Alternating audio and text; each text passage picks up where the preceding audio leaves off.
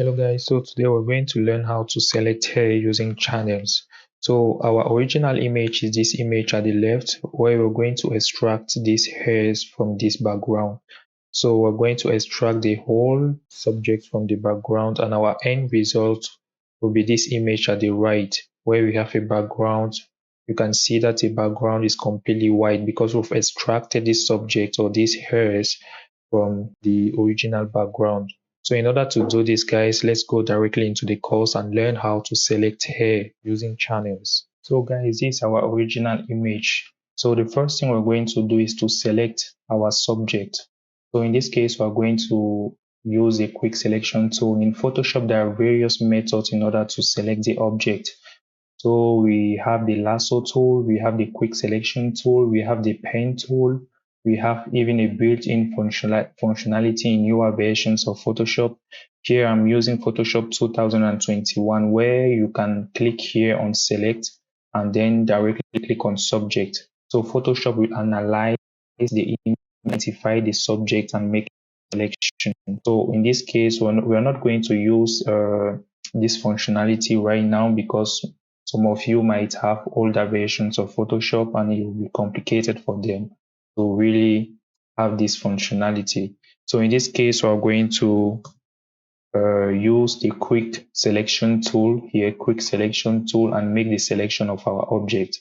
So here you can see plus, minus, and plus is to add selection, to make a selection and also add a selection, and minus is to remove or to reduce the selection. So here we're going to use plus to make our selection. So just select the object. So here you can select the object. Use minus to deselect. Just like that, guys. Okay. So here with the hair, we're going to make a selection of only this part where the hair is really pronounced or where the hair is dark. So we're going to minimize this other part of the hair where we can see the background. So just select this part of the hair which is very dark. For the other parts, we're going to deal that with while we are progressing. So in this case, I'll just use a quick lasso tool. The quick lasso tool enable me to make that selection very fast. So I just want this part which is very dark. Oh, let me add here. Make sure you click here to add the selection. Press Ctrl Z to move backwards. And then you make a selection with your lasso tool, guys, only of this part. Okay, because you just want this part of the hair which is really pronounced. So just make this basic selection like that and then let's move forward. So here you can see this lock. Let us just unlock this by clicking on it and then the lock will disappear because it actually blocks some functionality of the layer. That's why we remove this lock. So the next thing we're going to do after making our selection is to use a layer mask. And the function of the layer mask is to hide completely the other part of the image that we've not selected. So just click on the layer mask and then you can see, guys, you can see the object here. Here is our object and then the other part has been hidden. So here we're going to click on the adjustment layer, put a solid color. In our case, we're going to put a white color. It doesn't really matter the color we use, but here we're going to use a white color just to really see the subject we've selected. Okay, and then the next thing we're going to do is to use our channels because here you can see the various channels and here you have our mask. Let us hide first by clicking Shift and you click. So once you click Shift and you click, you deactivate this mask. So let's deactivate first this mask and go in channels. So what are the channels? So the channels are the various representations of our image. So just look like this. When you take an image with your phone or with a camera, that image comprises of three main colors, the red, the green, and the blue. And those are the various representations that we have here. and in Photoshop they are called channels.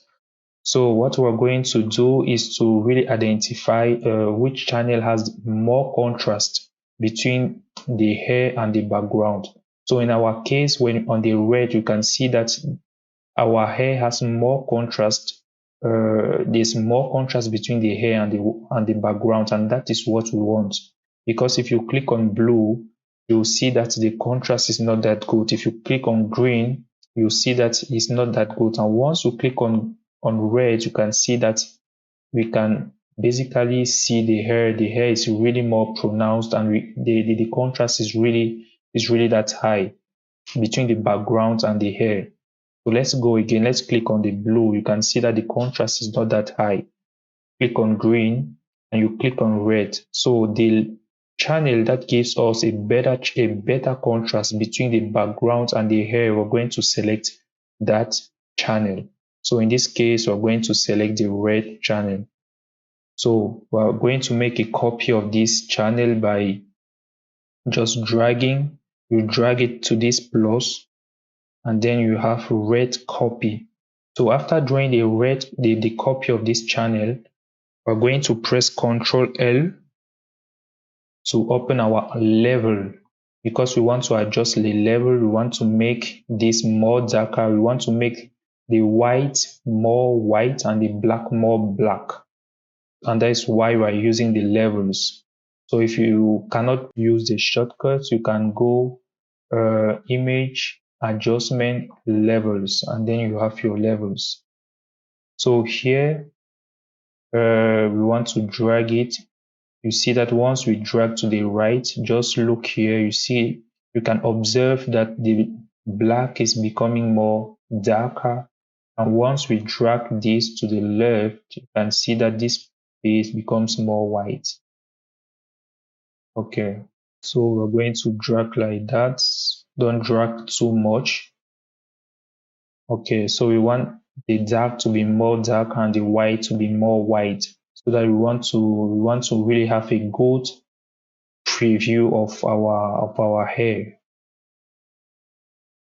So just drag it, because if you drag so much, you see you can destruct or you can destroy the hair. So we don't want to drag too much. I think like that is pretty good. So once you're done, guys, just press on OK. Okay, and then to select that, to have the visibility on the selection, you can just press Control and you click on this, so just press Control and you click on this channel. Control and you click, and then you can see the selection here, guys. So let's go back to the layer and then deactivate this mask. Okay, guys, so once you deactivate this mask, you can see this our main selection we did, and this the selection of the hair. And here you can see that the background has been selected. So in this case, we just want this selection of the hair we did. So we're going to use an inverse, so that the background so that the selection of the background can be wiped off. So in this case, we're going to click on select and inverse. So we can see that once we click on inverse, we only have the selection of the hair here. So, and that is what we want, guys. That is what we really want. So the next thing to do is to click on our brush, is to select our brush. And then once you click on our brush, the mode, make sure the mode here is at normal, the opacity 100, the flow 100, and then smoothing 0. So we can go with this configuration. And once you have that, make sure that your mask here is being activated. And then you can just brush here, just like that, guys. So you can just brush like that, and you can see the magic that is happening behind the scene. So just brush your selection. Just make sure you brush your selection. So I'll just do that quickly. Okay, guys, so you can see that we've actually brushed our hair. You've brushed this hair very nicely. So the next thing you can do to see our selection, very good, you can press Alt and then click on this mask. So once you click on Alt, let us zoom a little bit by pressing Ctrl plus. Once you click Ctrl plus, so guys, you can see the white represents the visible part or the selection we made, and the black represents the background. So that is the selection of the hair we actually made. Yes. So you can see, make sure that here at your left, you have the white as foreground and the black as the background. So, okay, just press Ctrl D. Once you press Ctrl D, you just remove the selection. And then guys, you can see that is our selection. Okay, the next thing we're going to do is to press Alt and then click on our mask to have this again. So the next thing we're going to do is to remove the fringes. So what are the fringes? So guys, let us change the color. Let us change this color by double clicking here. Let's say we want to give a dark. So if we give a dark color, guys, you can see here you can see that our selection here is not really that good, and this part we're going to wipe it.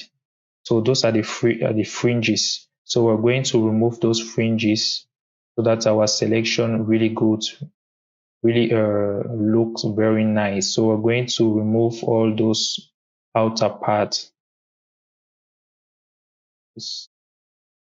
We're going to remove that. So just press on Alt. So even here in our image, Control plus if you zoom it. So here you can see that we're going to remove all those fringes. Yes. So we're going to grab our brush. Make sure you grab your brush and make sure your foreground is black. Make sure your foreground is black because we want to remove it from the outer part. And make sure that here your mode, you can select overlay. So once you click on overlay and here your flow, so you can see that here you can remove your fringes. You can see that you remove it affects only the part that is black. Only the part that is black, because if you come here and click like that, it will not affect it. So let's press Ctrl Z. Let's reduce the flow to 50, and then the hardness, let us reduce the hardness once more. And here we're going to, so guys, once you click like that, you can see that we remove our fringes here. So let's reduce the flow to 30%. And guys, just pass it once like that. It's too much. Let's reduce at 10%. I think 10% is pretty good. So you just pass like that to reduce a little bit those fringes out, the outer part. So just pass around like that. Just pass once, not so much, guys. Just pass once like that. Not be too much. So just like that.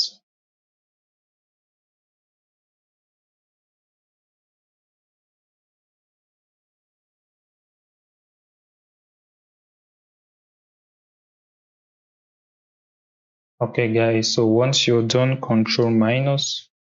Once you're done, so you can see how it's really pretty. It's pretty good. So here we can put back to 100%, and here we're going to try to remove this part. Just click and remove this part. Yep. So we really want to smoothen our edges. So in order to do that, we're going to select the blur tool. So we want to make sure that our edges are a little bit blur. So we want to blur a little bit our edges. Want to blur a little bit, not too much, just a little bit, so that it really looks nice. Okay, just like that, guys. And I just want to remove this small part. So I'll grab the lasso tool, and then I'll just make this selection like that, and press Shift F5, and just fill that with the 4 color. Press OK. Okay, guys, so that is how our image look like. You can press Alt and see the selection we made. So let's grab the blur tool a little once more and just blur this part. So guys, this part is not really that perfect because I just wanted to concentrate on the hair. So it's really look good like that. So just press Alt and press the layer mask. Alt, you press the layer mask. Alt once more, you press to preview your image. So guys, this is how you really extract using channels. You extract your subjects from a background, from a busy background, and then you can use channels, guys, these various channels. And what we did with the channel is to observe which channel gives you a better contrast. So which channel gives you a better contrast between the hair and the background, and we saw that it was a red channel, and that is why we made a copy of this red channel and we use levels in order to make the hairs, because the hairs are dark, so we wanted to make the hairs more darker and the background more white, to have this separation between the hair and the background. So guys, that is pretty how you do to extract the hair from busy background. So I hope you really learned more about this. If you have questions, just drop into the comments. If you want other videos about this hair, I can still do some other videos, but basically this is a good practice on how to do that using channels. So guys, just give a like to this video, and we're going to learn interesting stuff in upcoming videos, guys. So see you in the next course.